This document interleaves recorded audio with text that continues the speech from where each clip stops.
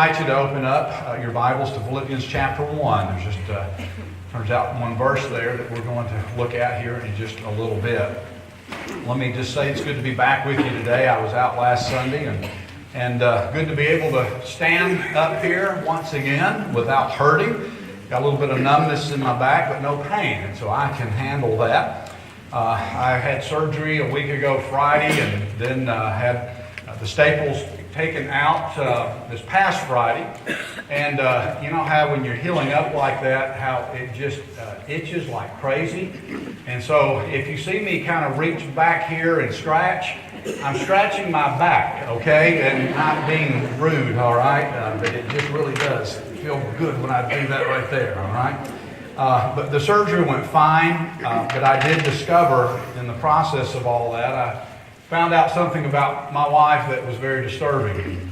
I thought that she was there caring for me and taking care of me because she loves me and wants to support me as a good wife of 31 years. But it turns out that the only reason that she was even there at all is that she was excited to find out what I would say as I came out of recovery. Okay? You know how when you're coming out from the anesthesia and you say some silly things, and that's the only reason she was there. She was all excited to see what would happen.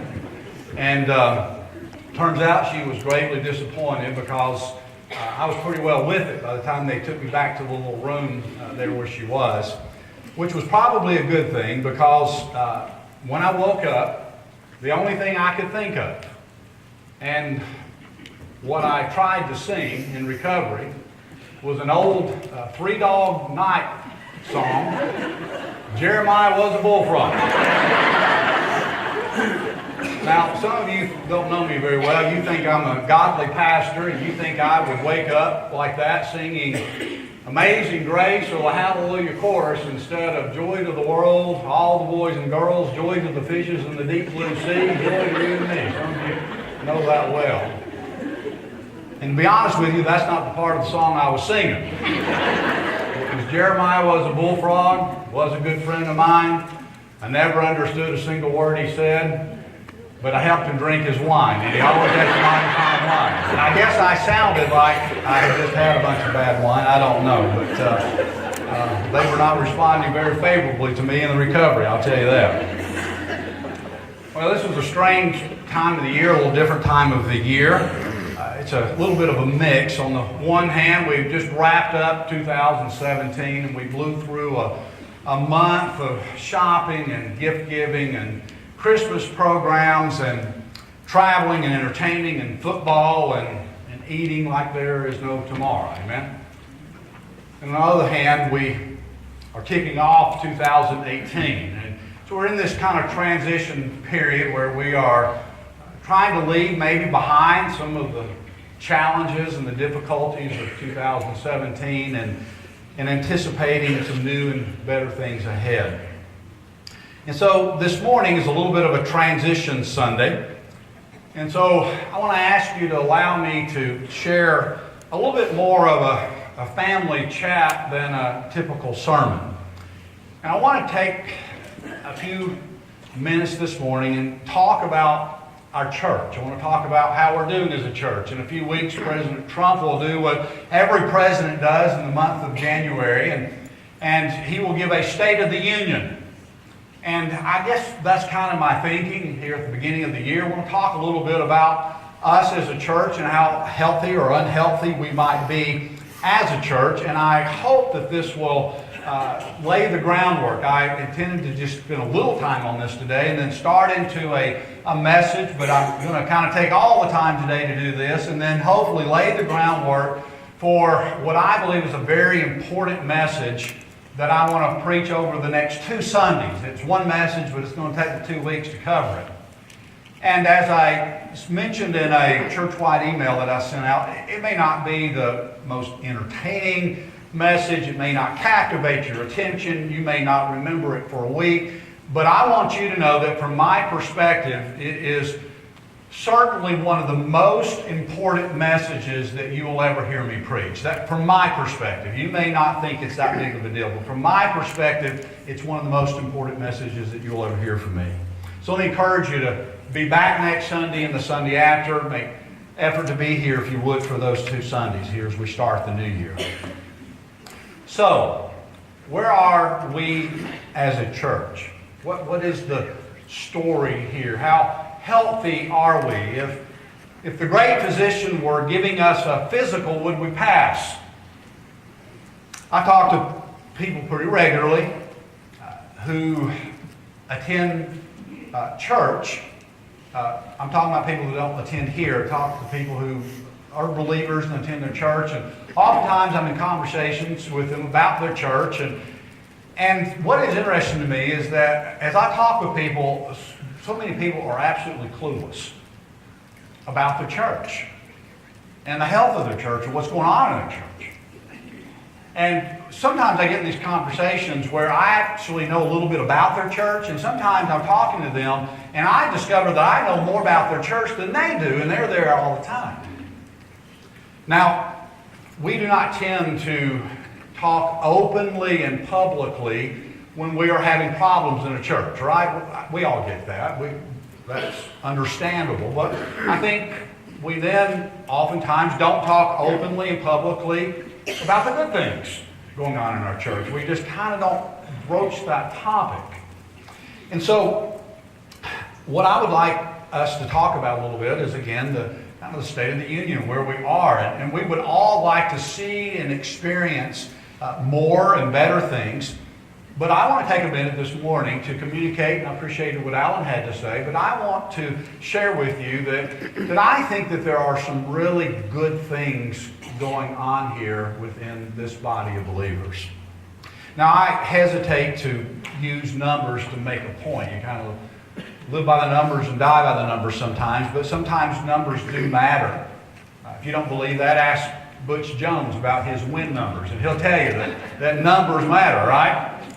And so, seriously, a friend of mine, a pastor friend one time, he said, we count people because people count. Now, sometimes we'll talk about this idea that, well, you just want the numbers. You're just interested in a number. You're just trying to draw a crowd. And I will say to you that I really, honestly do not believe that this church feels that way, believes that way. I believe personally, and I think you do too, that every number represents an individual created in the image of God. It represents a person who needs to be born again by the shed blood of Christ, who needs to be brought into a relationship with Him, and then brought into a relationship with the church family, a place, a safe place where they can learn and grow and mature in their faith and serve Jesus Christ and bring honor and glory to Him. That's what each number represents. It's a person that we want to minister to so that they can minister in the name of Jesus Christ. And so let me share with you a few numbers. And I started to share some of this a couple months ago in a combined Sunday school. And we got a little ways through this and then kind of ran out of time. And so the first little bit of this you will have heard before. I'm going to start first talking about the Southern Baptist Convention. So we're talking all across the nation. And just giving you a little bit of perspective. Now, there are a little over 46,000 Southern Baptist churches in our country. What is noteworthy is that 56% of those churches, and there's different numbers, some will show higher than this, but this is from a pretty detailed study. But 56% of churches are declining. They are dropping in membership, they are dropping in attendance, they are dropping in baptisms, they are declining. 9% are just holding their own. So, of course, that's roughly 2/3. So, only 1 out of 3 churches, 35% of churches, are growing. Now, we're not growing like I wish we were growing, but we are growing. And so, I'm thankful, I'm appreciative to the Lord that we are in that category of churches that are growing. Now, the median church in the SBC has 70 in attendance. And what's surprising about that is when you look at the numbers, is that our church, and because I think of us as a small church. We've got a pretty good sized building, but we're a smaller church family. But in reality, we are larger than 90% of those 46,000 churches in our country. So relatively speaking, we are a fair-sized church. Now, I want to kind of bring it a little closer to home just to kind of look at a few things. And looking at the CBA, that's the Chilhowie Baptist Association. That's the Blount County Southern Baptist Churches. They're part of the CBA, Chilhowie Baptist Association. There are 78 churches in our county that are considered Southern Baptist. Now, this is backing up just a little over a year ago. It's from September of 15 through August of 16. I'll give you numbers that are a little more current in a minute, but I don't have all the numbers for all the churches. That report hasn't come out, but this will give you just a little bit of an idea of where we are. As far as our worship goes, we had averaged back in that time period 235 a Sunday, which meant that we are the 12th largest church of Southern Baptist churches in the county. Now, Sunday school was 166, again, 12th largest in the county out of those 78 churches. Our missions giving, so you want as a church to be at least 12th, okay? But what we find is something encouraging is that our missions giving is 9th largest, which means that there are a couple of churches that are larger than us, but we give more to missions than. So that is an encouraging number. As far as our overall giving goes, we are 8th largest. So we have people here that are good stewards, that are generous. And by the way, we were breaking even all year, this past year, and we only increased the budget just a little bit. But I want to tell you, we finished very strong. And came in a good bit over budget, and we'll share some of those numbers as they're more exact later. So 8th largest. And then you look at baptisms for that time period, we had baptized in that year 15 people. Churches don't really count conversions because not everybody that comes to know Christ gets baptized, and sometimes you have people get baptized that have already knew the Lord, but churches generally count baptisms. And so that was 5th largest. So again, relatively speaking, by the numbers, for our size, that was a healthy sign. And then when you look at total additions, or excuse me, where's that? There's a number back up, there was 6. The average, there it is, Southern Baptist churches, about the 46,000, 6 is the average per church of baptisms. And then total members for that year, we had 23 new members, which was 4th largest among our county. Now going a year ahead, and again, I don't have the comparisons with all the churches, but can just share with you that our worship attendance the next year inched up just a little bit to 238. And I'll tell you this, though, that's coming up through this past August. But we have seen a pretty good jump in our attendance this past fall. There's a number of you that are new to our church, and so there are a lot of new faces, and so we have just jumped up. I don't know exactly how many, but we have definitely taken a jump. Sunday school for that time period, again, was about just actually dropped 1, but again, it has jumped up, and I'll share some other numbers with that here a little bit later in the message, but we have seen a real surge in those numbers as well here in our church. And then we see that baptisms for the next year, not having all the comparisons, but it jumped to 20. And I will tell you that this year, from September to this point, again, has been, we're on pace to do more than that. We have several that we're going to be baptizing next Sunday, and looking forward to that. And so God has blessed in that way of stirring people's hearts and drawing people to Himself. And we're seeing that take place. And then for that time period from September a year ago till this past August, we had in that year 31. And so you can see 54 new members in the last 2 years, which is a pretty good number for us for this size of church. Now, the next couple of things I won't get into. If you know anything about what we call conversion growth rate, basically it's how fast you're growing, how many new members are coming in, or how many people are being baptized based on the size of your church. And it was just doing some comparisons with churches that had more members than us, but the point is that they're significantly larger. And those numbers, you go ahead and do the next slide as well, Tony, and I won't spend a whole lot of time on that, but just to tell you that there are some positive signs with that as well. And so all of that to say that there are some good things going on here.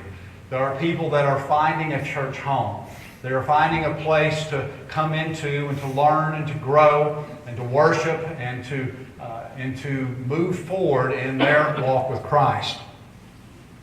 Now again, we'd all like to see more, especially me. We'd like to see it go faster. But there are some good things. I was in the funeral home several weeks ago. Went to see Ruth Miller. Some of her family's here, and if you know Miss Ruth, she's 96, I believe now. Her mind's still just sharp as a tack. Is that right, son-in-law? Right, you're 97, okay? And but I was going in to see her, and I was limping along back, and I came around a corner, and there was this hallway. And at the far end of the hallway, they come around the corner there. There were two wheelchairs, and it was a man and a woman, and they were side by side. And they were in their wheelchair, but they weren't, rolling it. They were, had just their arms here, and they were using their feet. You know how that goes? And they're just kind of shuffling themselves side by side down that hallway, like that, with their feet. And so I'm walking, and I'm getting up close to them, and the gentleman, he slowly looks up at me, and he says, "We're racing." And I just stopped. I just thought it was hilarious. I just busted out laughing. And so I'm standing right here trying to get around them, and I pause for a minute. And her wheelchair is about 3 inches ahead of his, okay? And he glances over at her, and he looks back up with a little bit of a smile on his face, and he says, "I'm losing." And I thought about that, and I thought, I feel like sometimes as a pastor, we're just shuffling along and somehow losing, okay? That's how I feel sometimes. But I really don't think that that's the most accurate picture of what is happening here. I got a phone call from someone about a week and a half ago, and they called asking me if I would be interested in a pastorate about an hour from here, if I would be interested in meeting with the search committee and giving them my resume. And I share that with you for the same reason that I lie to my wife every now and then and tell her that some good-looking babe has flirted with me, okay? So that she might think that there's actually someone else who would want me, and that maybe she's really lucky to have me around, okay? So I share this with you for the same reason that maybe there's a church out there that would have me. Seriously, I share that with you because as I got that phone call, I found myself saying to him, I will take a day or two to pray about it. I just feel like I should do that, to always be open and honest before the Lord. But I said to him, I really have no interest. I said, I am happy as can be where I am. I said, I love our people. And I actually believe they really love me. I really do. I said, I really don't want to be anywhere else. I see God's hand at work. I see Him changing lives. I see people being drawn to Him through our church family. I said, I see a lot of good things happening, so I really don't have any interest. I said, now, I've got some people I'd love to send to you. I said, I want to stay put, but if I could send a few others, that might be the better option. Seriously, the sentiment of loving this place, it's not just with me. I hear this a lot. Belinda, she joined a couple of Sundays ago, and she just shared being here and just falling in love with this church family. And Todd and Melanie joined that same Sunday a couple of weeks ago, and they shared with me that they visited a bunch of churches. And they told me that they went all over the place visiting a boatload of churches. And Todd said to me, he said, and that search went really badly until we came here. And so that sentiment is not just with me. And when I understand that when I talk about people falling in love with our church, I will hear some things about our children's ministry. I'll hear things about our youth ministry. I'll hear some things about our worship ministry and the talent that is here. Somebody one time said something about the preaching not being too bad. I got one of those. But seriously, what I hear above and beyond, over and over and over, is people will say, similar to what Alan said earlier, is that they came in and they found the people friendly, genuinely warm and inviting and welcoming and willing to embrace fresh blood. That's what I hear from people. They feel loved on and embraced by the church family.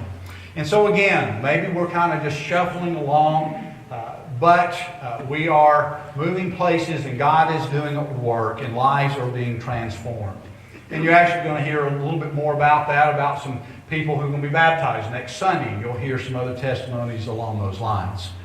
Now, allow me to shift gears just a little bit with this, and because I want to talk about how things I think are really good, but I think we should always be admonished to pursue 2018 and try to be even a better church, to be even more of what we are that's good.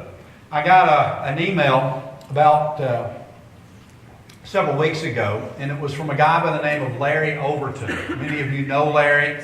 Larry and his family visited here exactly 3 years ago. It was the first Sunday in January of 2015. At that time, Larry was the director of Camp Tipton.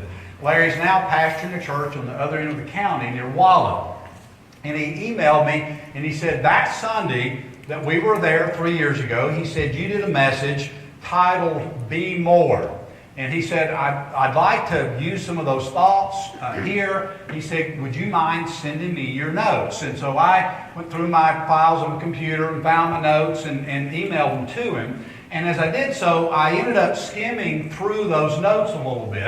And I want to tell you, I was just really encouraged. Because whether it was because of that message, I don't know. But what I found is what I admonished about that particular Sunday 3 years ago, I found that there has been change and movement in that, and that we indeed, I believe, have become more as a church family.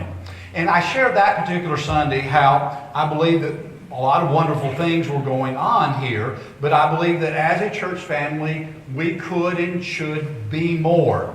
And I talked about how we needed to be more in the way of our witness to the lost. We needed to be more in the way of seeing people won to Christ, seeing people baptized, seeing Satan defeated and God honored in the lives of individuals and couples and in marriages and throughout our entire church family.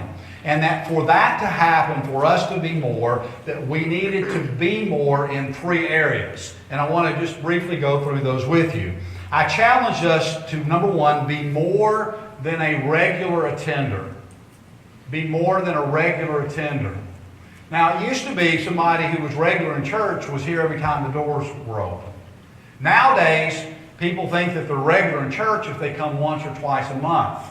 Okay, so the expectation, the definition has changed.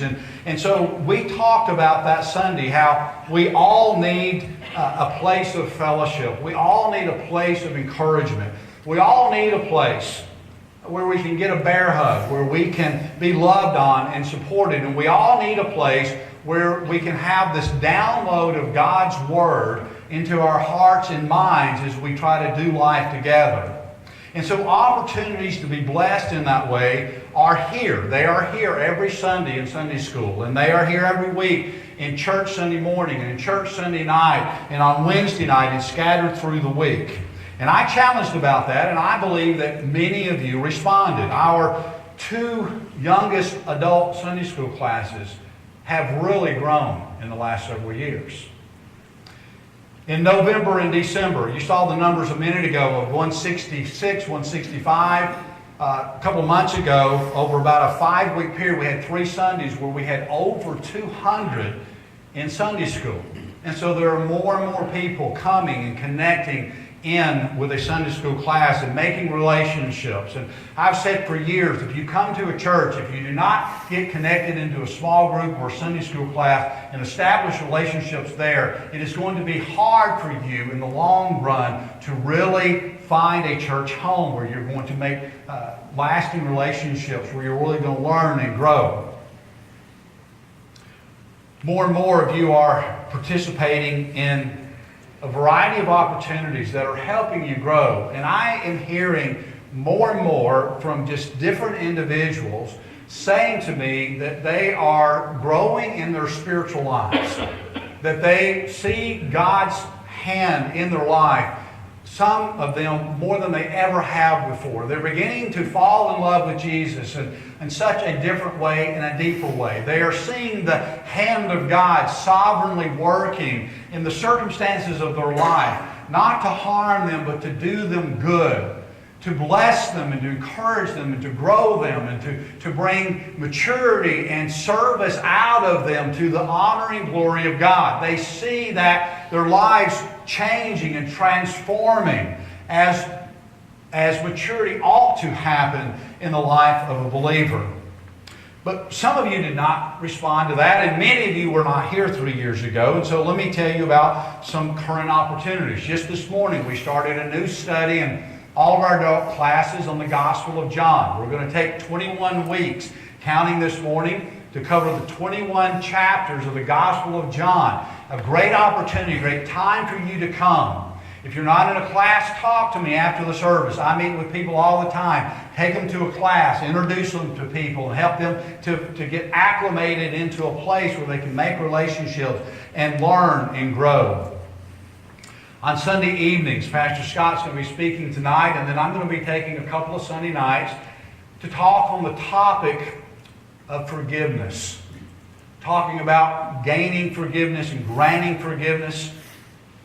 I don't know if there's anything more relevant in life as we live our messy lives and relationships with people. And so that is a topic that I guarantee will help you. If not right now, in the next few weeks or months. And so let me encourage you to start the year right. Get back here tonight at 6 o'clock for the service this evening. We currently on Wednesday nights have a study going on heaven that Frederick and David and some others have been teaching. And we're going to soon be announcing about our Wednesday night electives, different classes that we'll be offering, probably starting around the 1st of February. And so listen for that. And start coming now. And bring your kids to youth group and bringing your kids for Truth Seekers on Wednesday night. And all of you will be blessed and encouraged through all of that. So there are opportunities for you to grow in your faith. On that Sunday 3 years ago, I also challenged us to, number 2, be more than a receiver. Be more than a receiver. And the idea is that it's one thing to come, but it's another thing to start giving back. And there was a conversation that I shared that I'd had with a gentleman here in our church who said to me, he said, you know, it's time for me to start serving. He said, I need to start being a contributor and not just a receiver. And I remember it was kind of the light bulb was going on as he talked, because he said, you know, he said, I guess I've been a receiver, and you can kind of see the wheel spinning, and he said, I guess I've been a receiver my whole life. It's time for me to start giving back, isn't it? The challenge, obviously, that day was not just to grow in our faith, but it was to find a place to serve someone.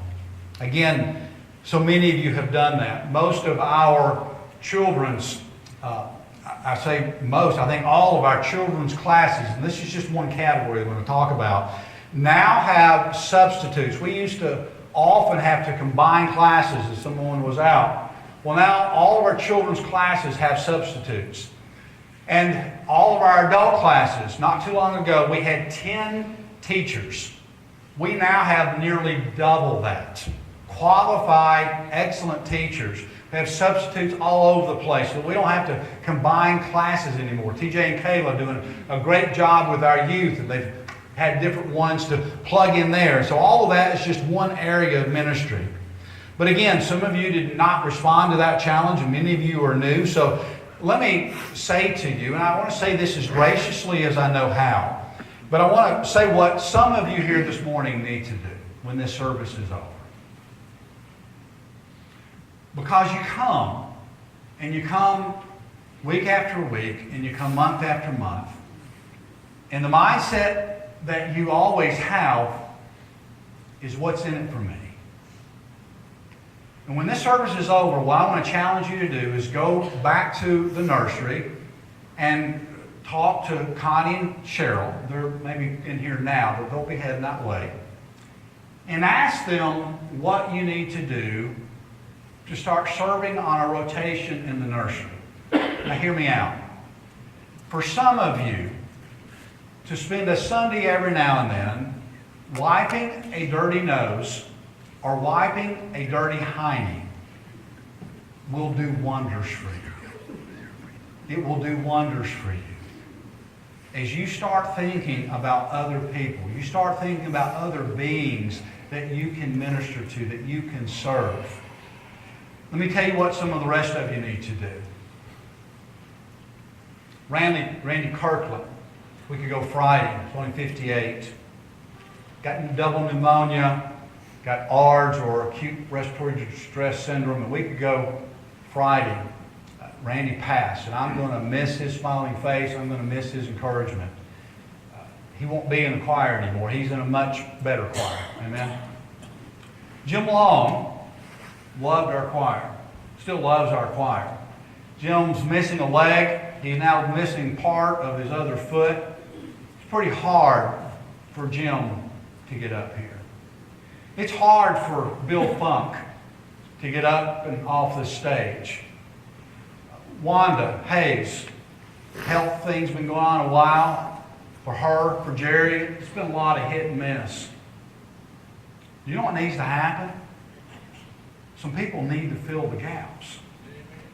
Some people need to step up. There are a lot of you that, unlike me, you could step up here and play an instrument. You could step up here and make a joyful noise. Okay?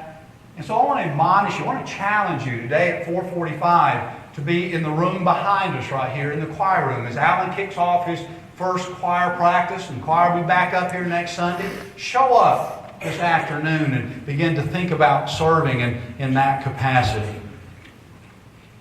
To help you as well, in so many different areas of our church, there's a church ministry opportunity sheet. There's a stack of them right here on the front pew, and you can grab one of these after the service. It might need to be updated, but there's all types of different ministry opportunities on here that you can read through and pray through and think about where God might have you serve. Finally, 3 years ago on that Sunday, I also challenged us to, number 3, to be more than okay. And that came from a conversation with a woman who had commented, and she said, you know, there's nothing wrong. She said, it's not like I'm in deep sin. She said, it's not like, you know, there's anything messed up in my life. She said, everything's fine. She said, but I want to be more than just okay. And we talked that day, if you'll look with me in Philippians 1, we finally get into this passage that I want to just touch on this morning. Philippians 1, verse 27, and I actually preached a whole message on this sometime since then. But in Philippians 1:27,